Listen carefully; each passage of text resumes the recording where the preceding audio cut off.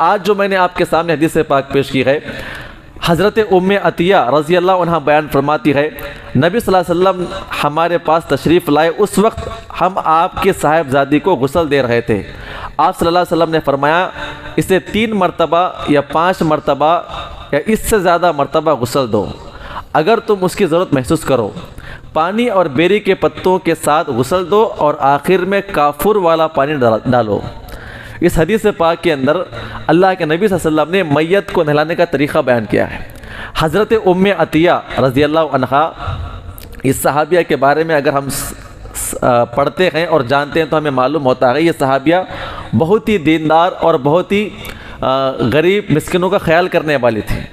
مدینہ کے اندر جب اسلام آیا، اللہ کے نبی صلی اللہ علیہ وسلم جب اسلام کی دعوت لے کر آئے تو وہ مدینہ کے اندر انہوں نے اسلام قبول کیا، اور ان کو شرف حاصل ہے کہ اللہ کے نبی صلی اللہ علیہ وسلم جب ان سے عورتوں سے بیعت لیتے ہیں ایک کمرے کے اندر کچھ شرائط کے اوپر، تو اس وقت یہ وہاں پر موجود تھی کہ زنا نہیں کریں گے، اولاد کو قتل نہیں کریں گے، شراب نہیں پئیں گے۔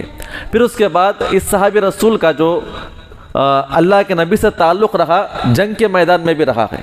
ہر جنگ کے میدان میں حاضر ہوتی، زخمیوں کی مرہم پٹی کرتی، مریضوں کے لیے کھانے کا انتظام کرتی اور دیگر یہ ضروریات کو پوری کیا کرتی تھی، اور ساتھ ہی ساتھ جہاں پر بھی انتقال کی خبر سنتی، عورت کا انتقال ہوا ہے، یہ وہاں پر پہنچ جایا کرتی تھی۔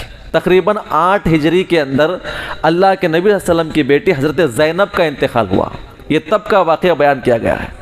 پہلے نبی صلی اللہ علیہ وسلم جب آئے تو حضرت ام عطیہ چند عورتوں کے ساتھ جو ہے نہلا رہی تھی، عورتیں کھڑی بھی تھی باضابطہ پردہ پکڑ کر، یہ اندر نہلا رہی تھی کچھ عورتوں کے ساتھ۔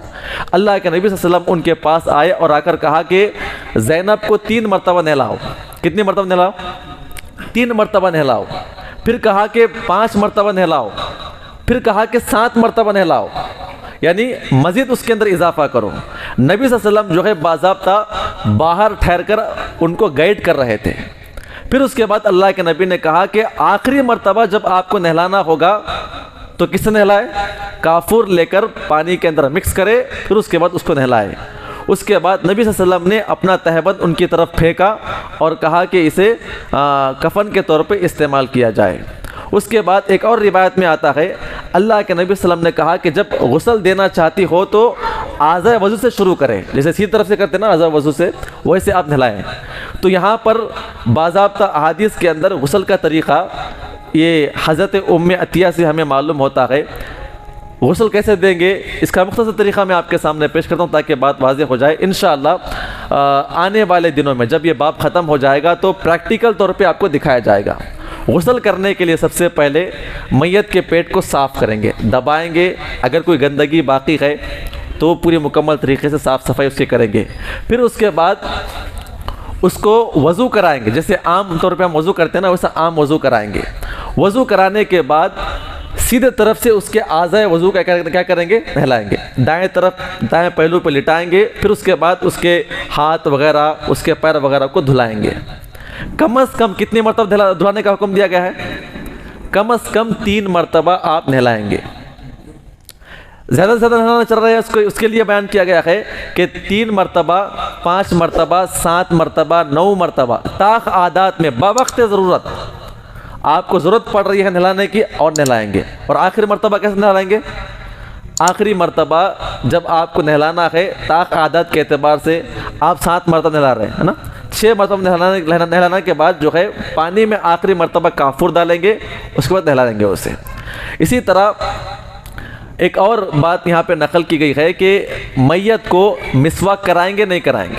میت کو مسواک کرانے کے تعلق سے علامہ بن باز رحمۃ اللہ علیہ بیان فرماتے ہیں کہ مسواک کے تعلق سے تو ہمیں حکم نہیں ملتا ہے، حدیث کے اندر یہ بات نہیں بیان کی گئی ہے۔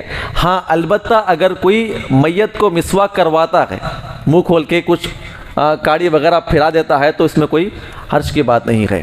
ہاں البتہ ایک اور بات بیان کی گئی ہے، میت کو غسل دینے والے کیا کریں گے؟ وہ خود بھی غسل کریں گے، اور میت کو کاندھا دینے والے کیا کریں گے؟ وضو کریں گے۔ یہ مستحب ہے، واجب نہیں ہے، یہ مستحب ہے، یہ طریقہ بیان کیا گیا ہے۔ اللہ تعالیٰ سے دعا کرے اللہ تعالیٰ ہم تمام کو اس نے عمل کی توفیق عطا فرمائے، آمین۔ السلام علیکم ورحمۃ اللہ وبرکاتہ۔